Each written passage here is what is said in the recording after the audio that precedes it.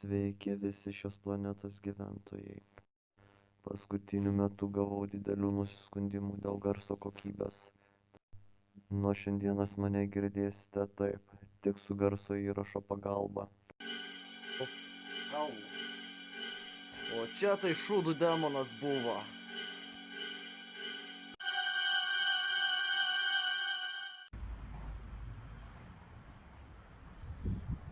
Tai sveikučiai, šį kartą aš pajuokavau, tokio balso įrašo tikrai nebus. Taip gavus, kad iš tikrųjų labai nusiskundimų dėl garso kokybės, dėl visko galvojau, bet dar truputėlį luktelkit, mikrofonai jau yra užsakyti, po to mėginsim kažką naujo padaryti. Na, kalbant kaip eilinį kartą apie darbus, tai galiu planuoti vieną, būna visai kas kita. Tai iš tikrųjų labai norėjau lauke pasidarbuoti, su tujom iki galo susitvarkyti, kad kiemas būtų tuščias, po to galėčiau kelmus įsirauti, bet oro nepasirinksiu, kad ir saulėta lauke yra, bet vėjukas taip traukia, kad negaliu aš taip darbuotis visą dieną, pertrauks nugarą, o po to visas kitas išeiginės bus praleistas tiesiog lovoje. Pirmi rezultatai po hidroizoliacijos tepimo ganėtinai geri, gal ir gerai, kad tepiau. Bet matosi truputį yra sienas, grindys vietomis padriekusios. Tai manau, sekančiam kartui reikės truputį dar galėsim per plytą aukščiau užsitepti. Gal net per dvi, žiūrėsiu palei nuotaiką, kaip priklausys. Ir tada grindys tepliuotis truputėlį storesnių sluoksnių, kad kuo mažiau dar prasiskverbtų vandenuko. Esmė, kad tokių kaip pelkių nieko nėra. Ta hidroizoliacija yra jau sukietėjusi, tik tais kur yra iš po gruntinių vandenų prasiskverbusi drėgmė, tai matosi tie tokie padrėkimai. Bet iš tikrųjų mane rezultatas jau kaip ir tenkintų. Jau yra tokia kaip ir pažanga. Bet tą skylę norėsis tikrai užkišti, susitvarkyti, kai jo čia nebūtų, nes aš čia tikrai nepasitikiu. Tai esmė, po biškį gerėja, ne taip sparčiai kaip aš norėčiau. Bet ir šiandien aš negaliu čia tepliuoti, nes yra ganėtinai per žema temperatūra. O hidroizoliacija reikėtų šiek tiek aukštesnės, didesnės šilumos, kad galėtų kristalizuotis, visa medžiaga sulipta. Nu, žodžiu, keliamės kitus kadrus. Tai atėjo laikas ir antram aukštui. Šiandieną paimsiu sienas su lubom ir žiūrėsiu, gal pavyks bent jau ar daiktus kažkaip susinešioti, biškį susidėlioti. Ir norėtųsi grindis įsiardyti, ką galėčiau iš po pirmo aukšto visas lubas irgi nusigriauti. Bet priėmiau tokį sprendimą. Antro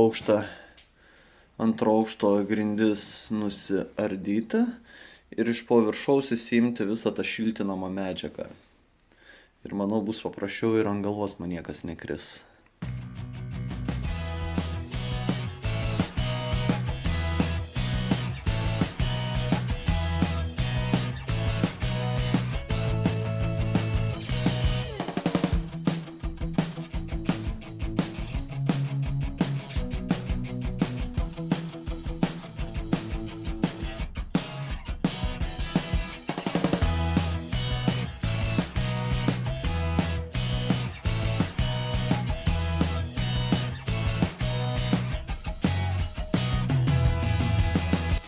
Štai ir kokia stogo konstrukcija pasirodė. Senovinė, su plyšiais. Dar biškelį čia liko nugriauti. Esmė, kad aš tokio stogo tikrai nenoriu. Jeigu darausi, reikės viską griauti. Tikrai daryti žymiai geresnę. Ir paslaptį išduosiu, aš noriu vieno šlaito stogo. Kad kuo daugiau erdvės turėčiau palei sienas. Ir vienos, ir kitos. Esmė, kad ta siena būtų tiesia. Ir būtų galimybė ir sofas pasistatyti, ir spintas, ir viską. Ir daugiau erdvės iš karto atrodytų. Latrinės paslaptys. Ar kas nors atsimena tokį alų? Tokiam apvalesniam buteliuke Ir blemba, aš nesuprantu, kaip tas namas čia yra pastatytas. Pusiau silikatų, pusiau plytom. Nu, what the fuck. O taip gali būti. Bet jei taip darytas, tai darysim dar kitaip. Ir esmė, kad čia kažkokia keunė buvo apsigyvenusi. Pilna kakučių visose pakampiuose yra. Štai atradau dar vieną radinuką, kas buvo pasislėpę lubose. Toks multifunkcinis peiliukas. 5 rublių kaina. Kažin kiek metų yra. Turbūt nuo namo statybos jau. Elektros instaliacija puiki. Taip, laidai pravesti. Belia kaip, aš galvoju už rūsio, kur tie 2 laidai nueina. O čia karočią vėjai kažkokie yra padaryta. Ir nugriaus lubas. Tarpai šviečia taip pizdėts. Čia man laikinam reikės bent jau makrofleksų pripūsti, kad nelytų pastoviai lietus ant galvos. Ten skylė ir čia skylė yra, ir čia skylė. Ši serija ne veltui vadinasi Halloween Scare serija. Aš kaip žinodamas žodžio taip pavadinau, nes esmė, kad atradau kaulų. Kažkokie gyvūno kaulai. Ir vėl pilna kakučių iš po lūpų. Čia naktį turėjo linksmai būti. Kažkas turbūt galvoja, kad čia vaidenasi gal. Ir pagaliau viskas panašėja į statybas. Normaliai čia furvo yra. Viską įsinešti reikės, įsivalyda. O čia tai šūdų demonas buvo.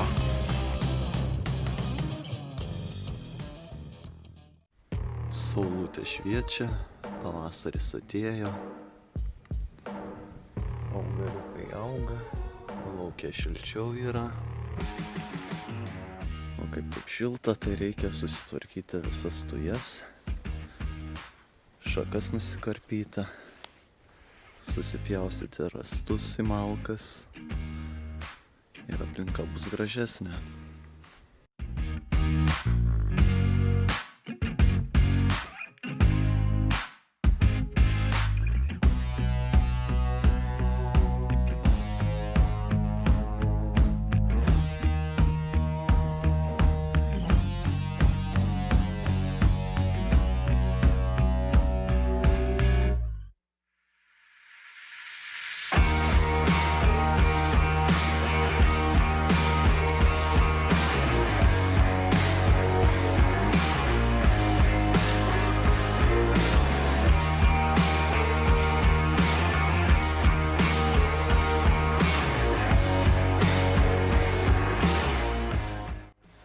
Papietauta pavėsiniai buvo labai skanu, labai šilta, gera sėdėti lauke.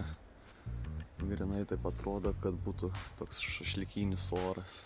Kepti šašlykiukus, mėgautis oru, nesidarbuoti. Tai dabar esmė, galvojau, kad tos rąstus susipjaustysiu. Pasidarysiu malkas, bet per daug šilta, nėra vėjuko, tai reikėtų tą visą didžiausią krūvą man šakų susismulkinti, nepalikti tokio šiukšlyno, kad bent kažkiek gražiau atrodytų teritorija.